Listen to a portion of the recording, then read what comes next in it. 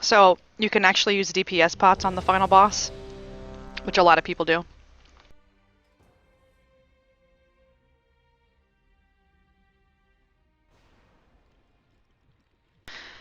This one is tricky, because at the very bottom of the stairs, I'll throw some markers down. There's like a line right here, if you can see where I'm putting the markers. There's like a line of a wall, and you'll have a knob up here. That's how you start the challenge modes. You click the knob and it counts down for you, and then the wall disappears. Because there's the pathing pack, that guy over there that I skulled. So this is one of those RNG ones where sometimes if you go, it's good, and sometimes if you go, it's like, wait for the pack. Because this one hurts a lot when you first pull it. Some people do it in 2, some people do it in 1. So let's go ahead and pull this first pack.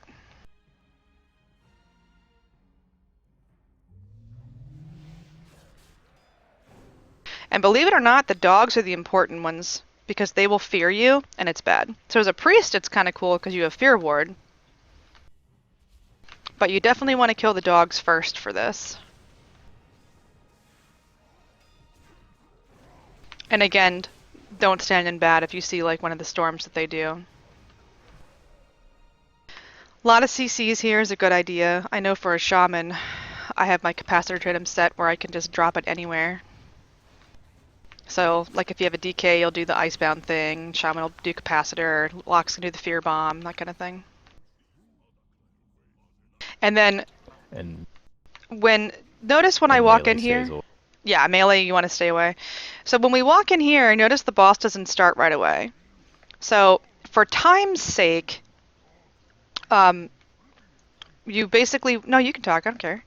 For time's sake, you basically want to, when you have 1 or 2 of these guys left that you just killed off, you want to run in here and start this boss. Now, in the dungeon, it's random, but in challenge mode, it's that guy, and then that guy every single time. So there is a set order for challenge modes.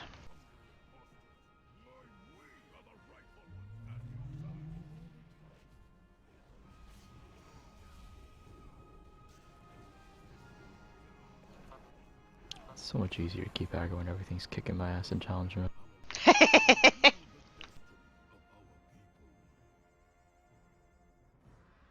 So again, since we're in the dungeon, just going over the strats of this stuff, who knows what's going to come next. Normally in challenge modes, he would actually be last.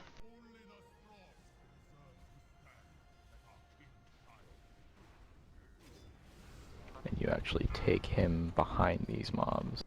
You do. You take him behind, like, around there. So you'd sneak around the NPCs, hug the pillar here. Otherwise, they just throw you back in there and go and tank him and kill him over there where the blue marker is. And why is that? To save time, so you're not running after the boss, because they all do this little, like, chest poundy, like, oh, I'm gonna come kick your butt. So instead of waiting for that, because he's always the last one that spawns, you just run back here and have your group ready to go, so you're basically on the stairs as soon as they despawn. And then you can use some sort of... because it's fast to spread out in the back. Yeah. Because you can't be near each other for the disintegrate, but you have to stack up for the meteor. Yeah, from the meteor, it's tough. And then I normally go and smack this guy once so he runs off. Pet's on passive though, because otherwise what pets do is they chase and follow him and they'll roll up the whole thing.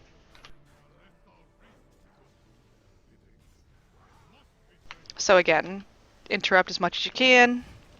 Kill these guys. Here's where you're going to do your invisibility potions if we were to be doing them right now. Did you pull a bat? There. So we'd invis right here, and we'd skip these 2 sneaky stealthy ones. And you would run all the way to the next boss, basically. So we'd invis, we'd skip these guys. I'll show you what a jump, actually. Let's kill these guys, though, real quick.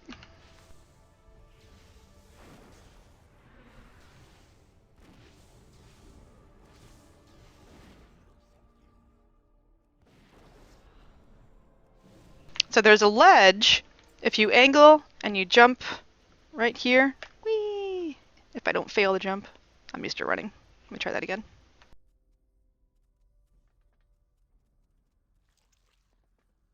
See where I am? There's a little ledge right here that you can jump and have your party safe, and then you can just kind of jump behind the pillar, and you won't aggro anything. So it's a nice safe place to go for your group, and not have to worry about pulling anything. So for this one, you want to CC the Hexer, and there is a specific order that people generally do these in. They do the Oracle first, and then they do the Iron Person, where he just passed by. The Iron Person next, provided the Hexer is still hexed. Oh, thanks, you put a skull on him. And then a lot of times we'll do the main boss or the Hexer, depending on if the Hexer gets enraged, and then you can't CC him. So I'll run around the corner and CC the Hexer, and we'll just, and a lot of times what people do, I'm going to pull, so come with me and take aggro off me. So let's frog that Hexer. And then a lot of people, to make sure their CCs don't break, because you'll put out like fire totems and stuff, is they'll tank them over here near the purple.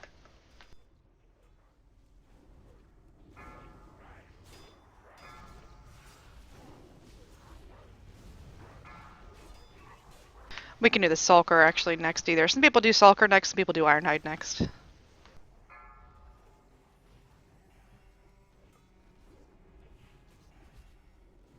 So if you have abilities to take enrages off, if you can, like priests and shamans are good for that, for a lot of challenge modes as well. This reminded me of that.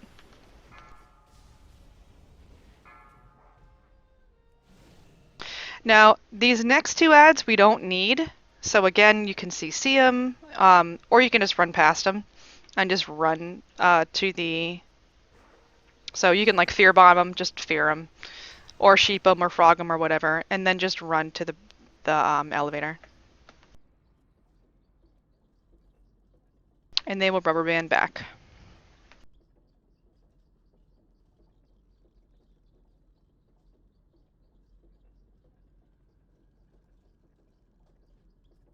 And I believe we have somebody down below, so we'll wait for them.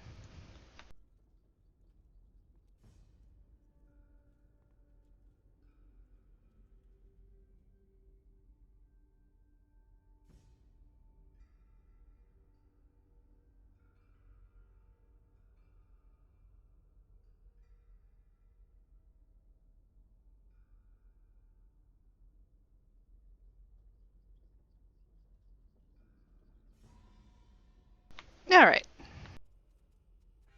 So, this pathing pack we don't need. Depending on where they are, you can either sneak past them or just have like a locker priest fear bomb them. And they will rubber band. So as long as nobody else really touches them, you just sneak past them like what I just did, or like I said, you can have a locker or a priest fear bomb them and just run past them. These guys you want to CC, but there's also a path in challenge modes that paths back and forth. There's these 3 dudes that are extra huge. So CC that one as well. Or we can kill him, whatever. Doesn't matter really in heroic dungeons, but definitely want to CC in challenge modes.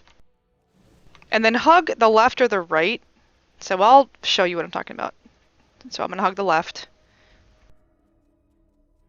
And you run all the way to the end, mainly because of that path in the hallway, because you want them to rubber band.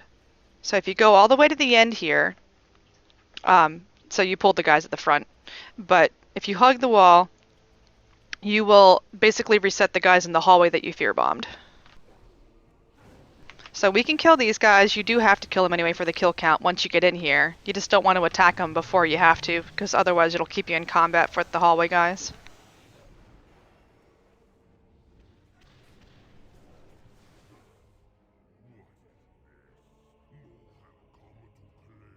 And we're going to kill the dogs. Stack up with the dogs, because otherwise they bounce around, so just stand in your tank, wherever your tank decides to go.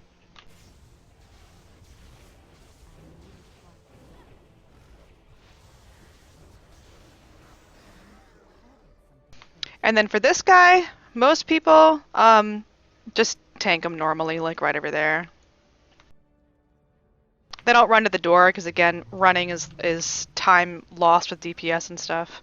So they just sometimes if you try and tank them on the stage, your camera angle gets really funny because it goes behind like one of the things up there or something. So, and this is the guy that you lust on.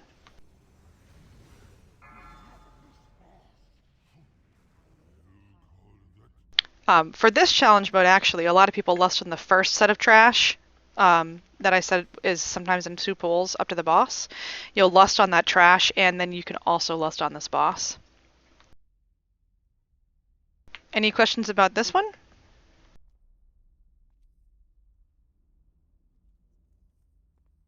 Okay, leave the instance group, but don't leave the group.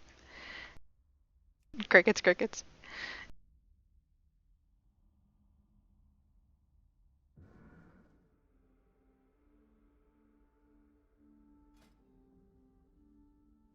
Alright, we're gonna queue for Scarlet Halls. Ooh, my favorite.